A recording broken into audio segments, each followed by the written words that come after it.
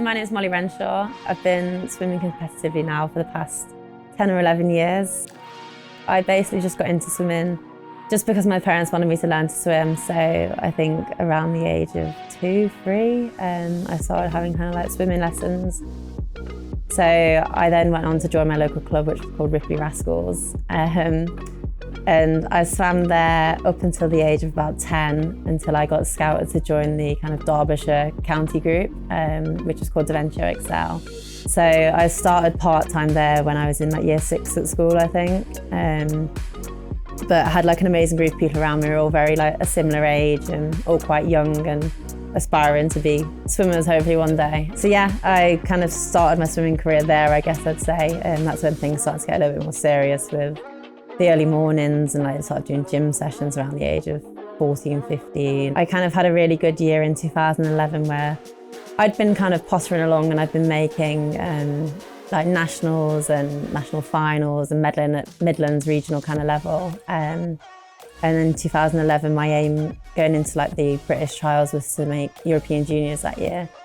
And I ended up dropping about 10 seconds off my best time, and I actually made the world senior team as well the same year. So it kind of like my whole career kind of escalated quite quickly. Like I'd gone from kind of swimming 6, 7 times a week as just kind of fun with my friends, kind of enjoying it and doing quite well, to kind of it taking off really in one summer where I was away competing at a junior level. Then we went to Shanghai over July, August time, and I competed on a world stage of like the likes of like Becky Adlington and Joe Jackson. So as a 14-year-old, it was quite daunting and quite unexpected.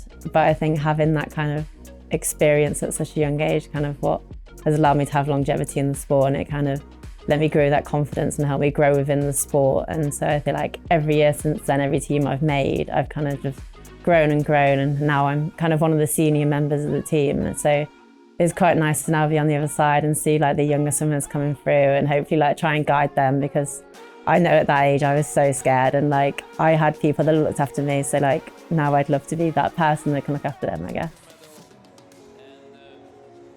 Just checking her whole career, this is absolutely the biggest success. Obviously my parents were there throughout my whole career. They're the main reason I'm here where I am today, because when you're at school, my mum was the one who'd get up at 5 o'clock in the morning. She'd drive me to training. She'd sleep in the car, bless her, whilst I was training. She used to have a little sleeping bag, and she used to recline her seat. So yeah, like obviously without my parents like supporting me through them like younger years, I definitely wouldn't be where I am today. I think men have been quite dominant within the swimming world for quite a few years now. You know, we went through a phase from maybe 2008, 2012 where the women were really ripping things up. We had Becky Adlington, we had Joe Jackson, we had Caitlin McClatchy, kind of quite big names who are consistently winning medals on like a world stage. And kind of since like Adam Peaty, Duncan Scott's come around, it's kind of shifted a bit more to the male side. I think within the last year or two, the women are slowly starting to creep back, so that's quite nice. So it definitely feels a bit more equal these days. But I think we are lucky that we're in a sport where it is equal pay, it is equal opportunities and things like that. Like I know there are sports where that still isn't a thing. So yeah, I think compared to other sports, we're in a very grateful position to be women, and we're supported by other women around us, and even all the guys here are really supportive of us and they want us to all do well. So yeah, I think we're lucky that the sport that we're in is fairly equal. My biggest learning through from a whole career has been to just enjoy the journey. Like I think there's been times where I've taken it too seriously and things haven't gone my way, and I think you almost have to take a step back from the sport and kind of realise, yes, it's a competitive sport and you do it and you train so many hours a week to get the best results.